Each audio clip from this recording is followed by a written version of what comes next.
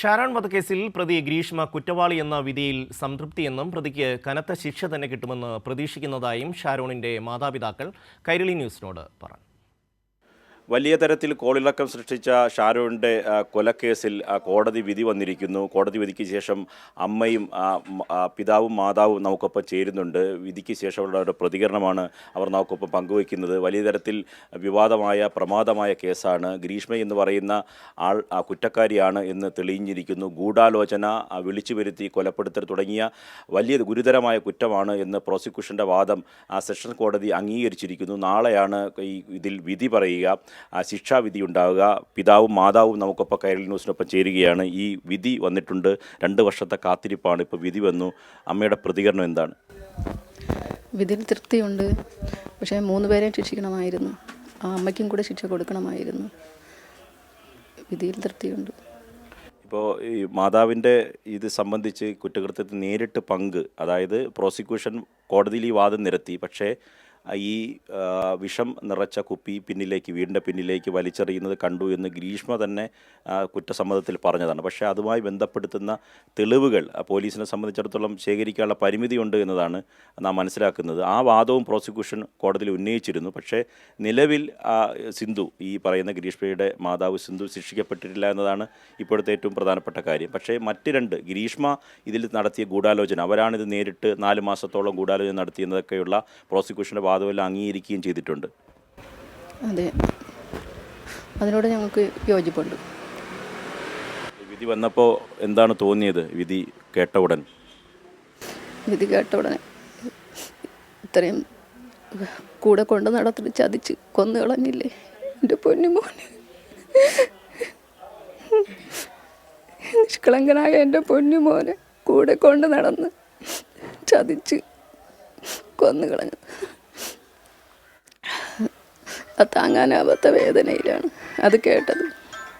കുറ്റക്കാരിയെന്ന് വിധി വന്നതിലും തൃപ്തരാണ്. ഈ പ്രോസിക്യൂഷനായിട്ടുള്ള വിനീത് കുമാറും പറഞ്ഞത് ഇത് ഈ വിധിയിൽ അവർ തൃപ്തരാണ്. കാരണം ഇത്തരത്തിലൊരു കേസ് കോടതിയിൽ തെളിയിക്കാനും കഴിഞ്ഞു. പക്ഷേ ഒരു വിദ്യാഭ്യാസമുള്ള, ഉന്നത വിദ്യാഭ്യാസമുള്ള ഒരു പെൺകുട്ടി സ്വന്തം കമിതാവിനെ തന്നെ ഇങ്ങനെ അപായപ്പെടുത്തി കൊലപ്പെടുത്തി എന്നത് വിഷമകരമായ സങ്കടമാണ്. അദ്ദേഹം ഒരു അഭിഭാഷകൻ എന്നതിൽ നിന്ന് ഉപരിയായി ഇതിൽ അദ്ദേഹം വ്യക്തിപരമായി വലിയ തരത്തിൽ വിഷമം രേഖപ്പെടുത്തുകയും ചെയ്തു. അത് സാറ് ഞങ്ങളോടൊപ്പം തന്നെ അന്ന് മുതൽ ഇന്ന് മുതലേ ഉണ്ടായിരുന്നു. എല്ലാ കാര്യങ്ങളും ഫുൾ സപ്പോർട്ട് തന്നു. ഇത്രയും വിദ്യാഭ്യാസമുള്ള അവൾ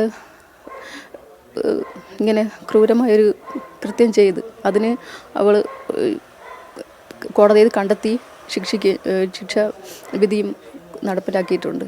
എൻ്റെ പൊന്നുമോന്, അവന് നന്നായിട്ട് പഠിച്ചുകൊണ്ടിരുന്ന പൊന്നുമോൻ തന്നെ